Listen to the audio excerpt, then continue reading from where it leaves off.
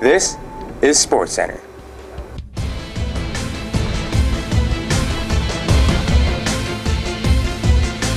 On the first winter edition of NHSPN SportsCenter, we cover the Ramsey County Tournament, where the Bearcats fully lived up to their billing.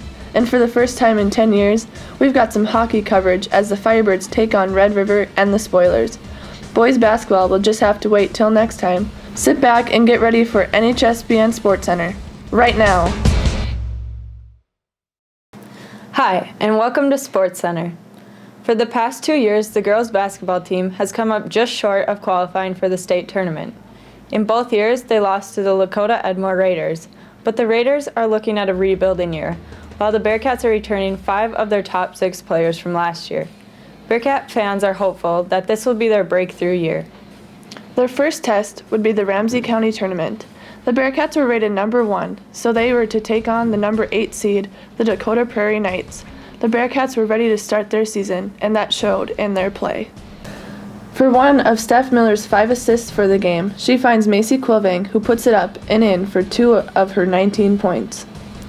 Macy Quilving finds Stephanie Miller cutting low, and Miller delivers 2 of her 20 points of the game. Madison Borstead is left wide open, and she lets it fly for 2 of her 10 points of the game.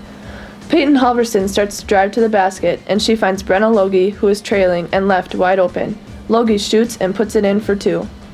Miller is very effective from the perimeter, and she proves that here, as she cashes a 3-pointer.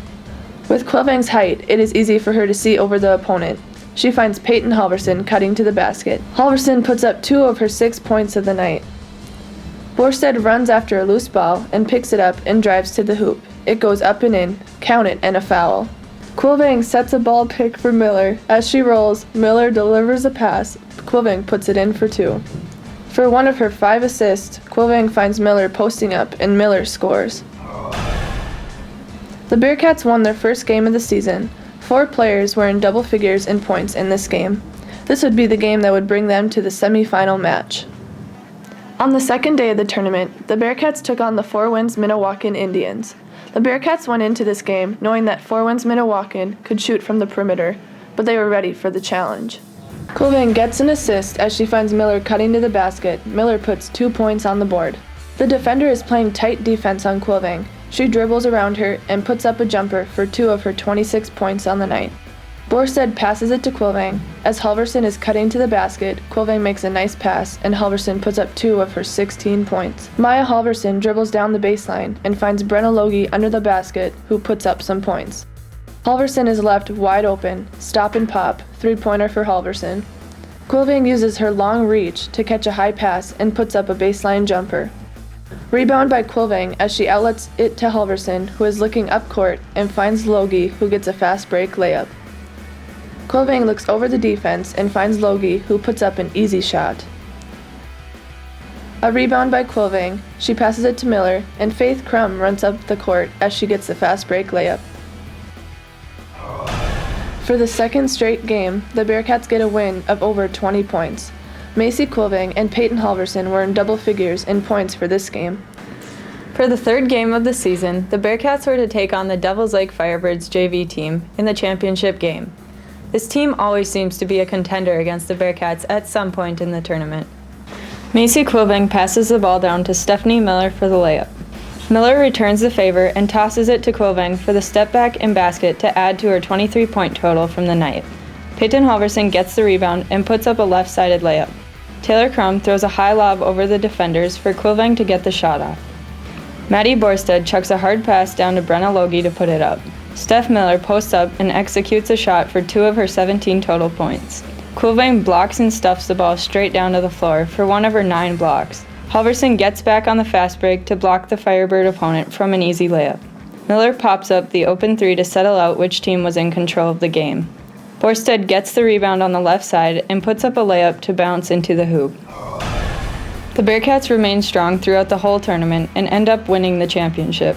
Macy Quilving and Stephanie Miller led the team in points with double-digit scoring. Macy Quilving, Peyton Halverson, and Stephanie Miller were all named to the all-tournament team.